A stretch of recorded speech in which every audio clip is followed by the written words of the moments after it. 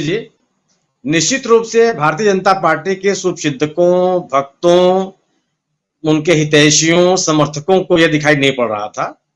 लेकिन आप ये सोचिए, जब पूरे देश, यह घटना महत्वपूर्ण क्यों है राजनीतिक दृष्टि से, जब पूरे देश में यह परसेप्शन बनाने की कोशिश की जा रही थी कि भारतीय जनता पार्टी अजेय है, अपराजेय है, इसको कोई चुनौती नहीं दे सकता, यह जिसको छोड़ के चली जाए, यह जिसको चाहे बर्बाद कर दे हो जाए, लेकिन भारतीय जनता पार्टी से टकराने की स्थिति में कोई नहीं है।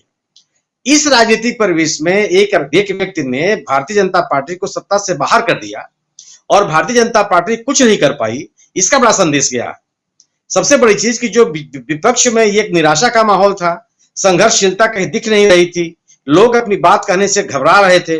ऐसे में एक ऐसा राजनेता उभरा जिसने भारतीय जनता पार्टी को एकदम सामने खड़े होकर के चुनौती दी और एकदम सत्ता से बाहर कर दिया बिना किसी एक बट के। इसलिए भारतीय जनता पार्टी की घबराहट है और एक बड़ा संदेश गया पूरे देश भर में कि अगर विपक्ष के लोग एकजुट होकर के, संगठित होकर के, मुद्दों के साथ और आक्रामक तरीके से भारतीय जनता पार्टी के खिलाफ खड़े होंगे तो निश्चित रूप से उनको जन समर्थन भी हासिल होगा। आज भारतीय जनता पार्टी के पास बीजेपी बिहार में कहने के लिए कुछ नहीं है। ये कितना भी प्रलाप कर ले, ये कहें कि ये 2020 के जनादेश का उल्लंघन है, तो 2015 में आपने जो जनादेश मिला था और जिसका 2017 में आपने सत्ता बदली, वो तो उस समय क्या था? जो आपने मध्य प्रदेश में किया उसका वो क्या था? जो आप महाराष्ट्र में कर रहे हैं वो क्या था? जो आपने कर्नाटक में किया वो क्या था? जो आपने गोवा में किया वो क्या था? क्या जनादेश का उल्लंघन नहीं था? क्या इस देश के लोगों की बात समझ में नहीं आती कि जनादेश का उल्लंघन क्या होता है और कौन कर रहा है? जो आप कहेंगे वही बात समझ में आएगी। प्रश्न यह है कि जो आपने बात कही कि 2024, आप सोचिए ना कि इस देश में कोई एक राज्य ऐसा है जो भारतीय जनता पार्टी के लिए निरापद है? किसी राज्य की बात कर लीजिए आप कहते कहते रह गए कि उत्तर प्रदेश को हम किनारे कर लेते हैं। क्यों उत्तर प्रदेश किनारे कर लेंगे आप? उत्तर प्रदेश के में पिछले विधानसभा चुनाव के समय में ही बहुजन समाज पार्टी को इन लोगों ने तमाम तरह से डरा धमका करके एकदम निष्क्रिय कर दिया। कांग्रेस के पास उस संगठन का आधार नहीं है और बीजेपी के जो समर्थक करने लोग हैं, जो अन्य प्रांतों से भी आकर के उसको समर्थन देने की कोशिश की, बावजूद इसके एक पार्टी ने अपनी ताकत तिगुनी बढ़ाई पिछले विधानसभा के चुनाव में और लगभग 100 के पास 100 सीटें ऐसी हैं जहां पे हार जीत का फैसला 200 से 2000 के बीच का रहा। तो आप ये नहीं कह सकते कि उत्तर प्रदेश से भी निरापद स्थिति है। उत्तर प्रदेश में ही बाकायदे चैलेंज की स्थिति है और एक तरह का माहौल है लोगों में, मतलब, और लोगों के मन में गुस्सा है। गुस्सा प्रकट करने का मौका लोगों के पास ये चुनाव में ही मिलता है। क्या बेरोजगारी का मुद्दा उत्तर प्रदेश में नहीं है? क्या महंगाई का मुद्दा उत्तर प्रदेश में नहीं है? क्या गवर्नेंस का मुद्दा उत्तर प्रदेश में नहीं है? क्या सांप्रदायिकता का मुद्दा उत्तर प्रदेश में नहीं है? क्या आप अपने गवर्नेंस को लेकर के आप अपनी नीतियों पर बात क्यों नहीं करते? क्या नोटबंदी की वजह से परेशान लोग उत्तर प्रदेश में नहीं है? जीएसटी की वजह से जिन लोगों का उद्योग धंधा बर्बाद हुआ वो उत्तर प्रदेश में नहीं है? जिन कृषि कानूनों को लेकर किसान संघर्ष कर रहे थे, क्या लोग उत्तर प्रदेश में नहीं है? तो कोई एक राज्य ऐसा नहीं है जहां आप कह सकते हैं कि जहां बीजेपी के लिए निरापद स्थिति हो। और बिहार में तो कहा ही जाता है कि वहां पे 3 ताकतें हैं, जेडीयू, आरजेडी और बीजेपी, और एक चौथी गिरती हुई किसी तरह से अपने अस्तित्व में है वह कांग्रेस है। इनमें 2 जहां रहेंगे जीत उन्हीं की होगी। जेडीयू आरजेडी हो जाए बाकी साफ हो जाएंगे, जेडीयू बीजेपी हो जाए अलग माहौल बन जाएगा।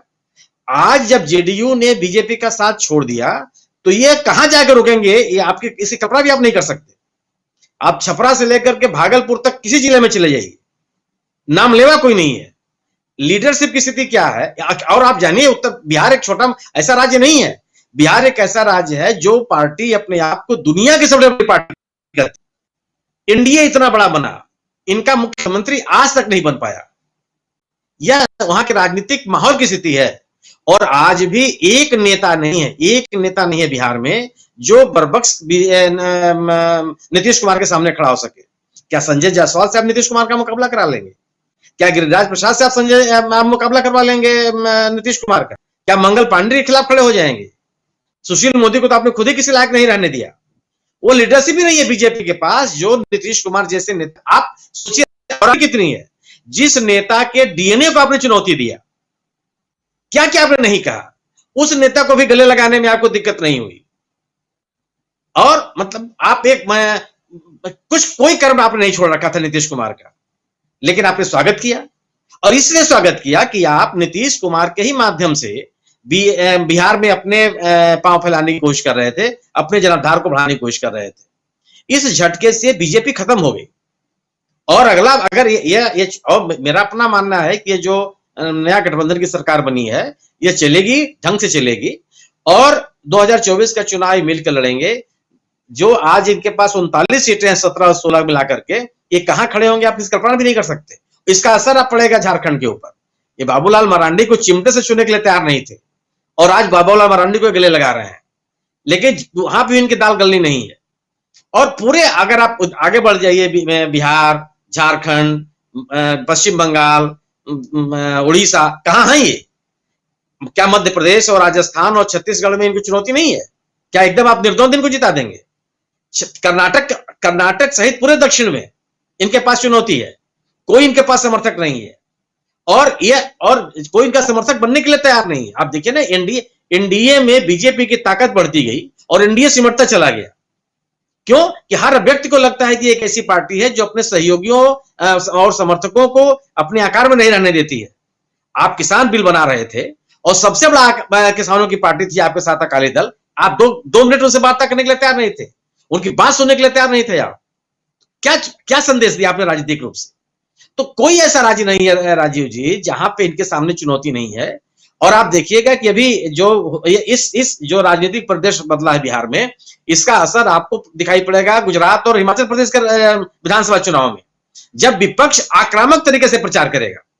अब विपक्ष की स्थिति यह नहीं है ना कि चुपचाप रहेगा, उनके पास बात कहने के लिए, मुद्दों को उठाने के लिए, संघर्ष करने के लिए, एकजुट होने के लिए अब तमाम चीजें मिल गई हैं। राष्ट्रपति चुनाव और उपराष्ट्रपति के चुनाव में ममता बनर्जी की जो भूमिका रही, उससे थोड़ा सा और निराशा हुई थी विपक्ष के अंदर, क्योंकि जिस तरह का इन्होंने रोल अदा किया। लेकिन बिहार की इस घटना ने एक नई ऊर्जा दी है विपक्ष को। और मेरा अपना मानना है आज 15 राज्यों में स्थिति इनकी सरकार नहीं है, और बाकी राज्यों में जहां सरकार है वहां भी संघर्ष की स्थिति है। तो 2024 जो नीतीश कुमार कह रहे हैं कि जो 2014 में आए थे 2024 में रहेंगे कि नहीं रहेंगे, पहले आप ये सोचिए, तो गलत नहीं कह रहे हैं वो। देश का राजनीतिक माहौल बहुत बदला है और लोग अपनी बात कहने के लिए सड़क पर निकलेंगे, और मुझे लगता है कि विपक्ष इसका नेतृत्व भी देगा। यह सबसे बड़ा संदेश है बिहार की राजनीति का। और जो तौर तरीके बीजेपी अपनाती रही है अपने विरोधियों को दबाने के लिए, उनको चुप करने के लिए, उनको निष्क्रिय करने के लिए, दुर्भाग्य है कि यह कोई भी तौर तरीका नीतीश कुमार पर लागू नहीं होता। और जो आप अपने पक्ष में जो आप तर्क देते हैं कि साहब ओबीसी का नेता वो नीतीश कुमार, अनुभवी नेता वो नीतीश कुमार, 17 साल के मुख्यमंत्री का अनुभव वो नीतीश कुमार, किसी तरह का आर्थिक भ्रष्टाचार का आरोप नहीं वो भी नीतीश कुमार, और इससे सबसे अलग एक अनुभवी, पढ़ा लिखा, हाईली क्वालिफाइड, वो आपके खिलाफ जाता है। तो इसलिए नीतीश कुमार की एक नेता के आने से और एक बिहार जैसे बड़े राज्य की राजनीतिक घटना ने पूरे देशव्यापी एक स्पंदन पैदा किया है, और विपक्ष को धार दी है, ताकत दी है और एक दिशा दी है। जी बिल्कुल, विपक्ष को धार दी है, ताकत दी है, दिशा दी है। हमारे एक साथी ओम प्रकाश तिवारी हैं, वो पूछ रहे